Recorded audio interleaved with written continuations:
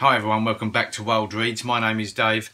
Today we are going to be taking a look back at the Booker Prize. This is a first in a new series of videos where I'll be taking you back to a certain year in the Booker Prize's history. Today, it's 1972. Roll the titles.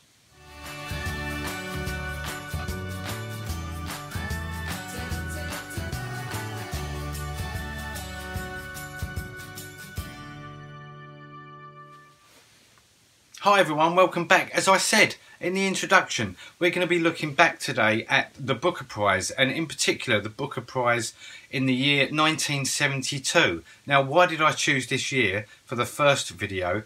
It's because 1972 is the year that I was born, and also 1972 was when the Booker Prize first come to the attention of a lot of people, because 1972 was a very controversial year in the Booker Prize's history. Let's find out why. Now, if we look back at the judging panel for the Booker Prize in 1972, the chairman was a guy called Cyril Connolly. Cyril Connolly was a British author. He was an English literary critic and writer. He was the editor of the very influential literary magazine Horizon, and wrote Enemies of Promise, which combined literary criticism with an autobiographical exploration of why he failed to become the successful author of fiction that he had aspired to be in his youth. And Cyril Connolly died, unfortunately, on November the 26th in 1974, aged 71. Also on the panel that year was Elizabeth Bowen. Now, Elizabeth Bowen, she was awarded a CBE. She was an Irish novelist and short story writer. She died in 1973, aged 73. And also on the panel that year, so it was only a three-person panel in 1972. Also on the panel that year was Dr. George Steiner. So the shortlist for the Booker Prize in 1972 was only 4 books long, and one of the books on the shortlist, or the first book on the shortlist, was a book called Bird of Night by Susan Hill. Now, Susan Hill, actually, I'm a really big fan of Susan Hill. I love her writing. And this is published by it was published by Hamish Hamilton. Francis Croft, the greatest poet of his age, was mad. His world was a nightmare of internal furies and haunting poetic vision. Harvey Lawson watched and protected him until his final suicide. From his solitary old age, Harvey writes this brief account of their 20 years together, and then burns all the papers to shut out an inquisitive world. Now, also on the shortlist for the Booker Prize in 1972 was a book called The Chant of Jimmy Blacksmith, and this was written by a guy called Thomas Kennelly, and this was published by Angus and Robertson. Half Aborigine and half white, Jimmy Blacksmith is unable to fit into either culture, and after abuse and betrayal by whites, results in a spree of violence. And this book sounds really interesting, actually, and because I haven't read any of these books on the shortlist, I really want to read this. I read this one earlier. This is a book called Passmore by David Story. This is published by Longman. In his dreams, Colin Passmore runs an endless race.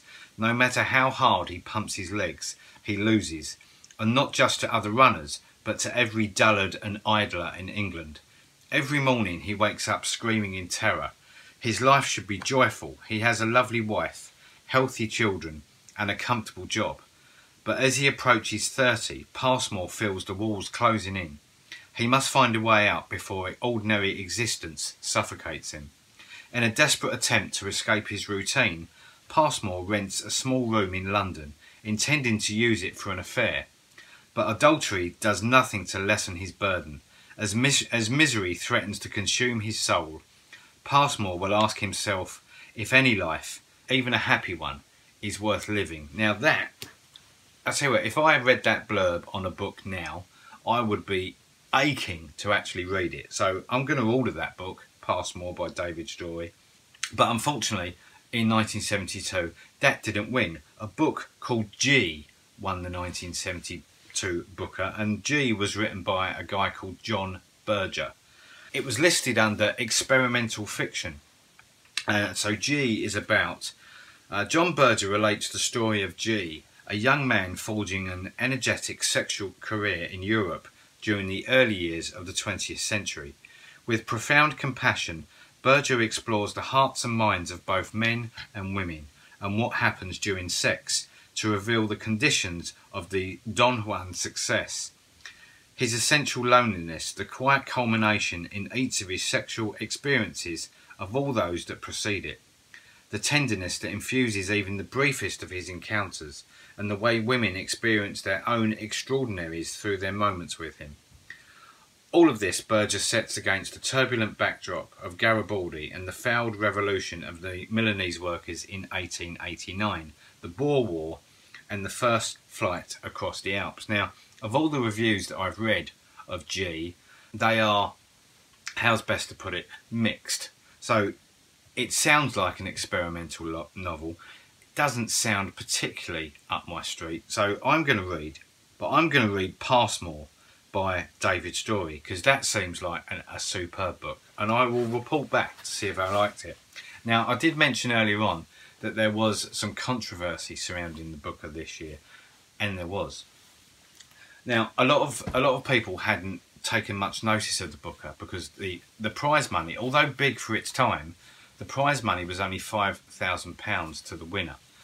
Now, when John Berger was picking up his award, he used his acceptance speech to criticise the Booker Prize's sponsors at the time, which was a company called Booker McConnell.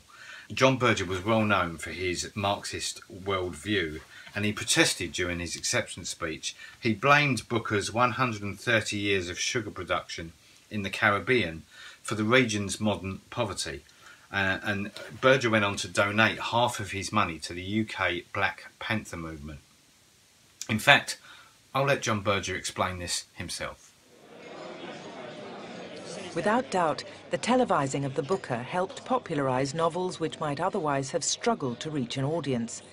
But the prize was nearly derailed by the 1972 winner, the radical art critic and novelist John Berger. John Berger, this evening you will be handed £5,000 as a prize for this book. What are you going to do with the money? The prize is given by Booker McConnell, who are a firm who have extensive trading interests in the Caribbean for 130 years. The extreme poverty is the direct consequence of the exploitation of companies like Booker's and others. And so I intend, as a revolutionary writer, to share this prize with people in and from the Caribbean, people who are involved in a struggle to resist such exploitation and eventually to expropriate companies like Booker's. I'm actually going to give half the prize to the London-based Black Panther movement. So that was it. That was the 1972 Booker Prize. Quite a bit different from the slogfest that it is nowadays. Like a 12 or 13 long list comes down to a 6-book shortlist, and then a big presentation up in London, televised on the BBC News channel. So, in the comments below, please let me know if you've read any of the books that were included on the 1972 shortlist, or even if you've read the winner, G, by John Berger. Let me know what you thought of them. I'll be interested to find out if anyone's actually read G. Reading the blurb, I don't think it appeals to me, but I will definitely be reading Passmore by David Story. That seems like an excellent book. This is only a pilot. I'm not sure if this is going to work on BookTube or not. But if you've enjoyed it, let me know. If you haven't enjoyed it, let me know. And if you've read any of the books, let me know. I will be back on Wednesday. This is going out on a Sunday. I'll be back on Wednesday. Whatever you're doing this week, enjoy your books. And I'll see you back on Wednesday for another BookTube video. Take care. Bye-bye.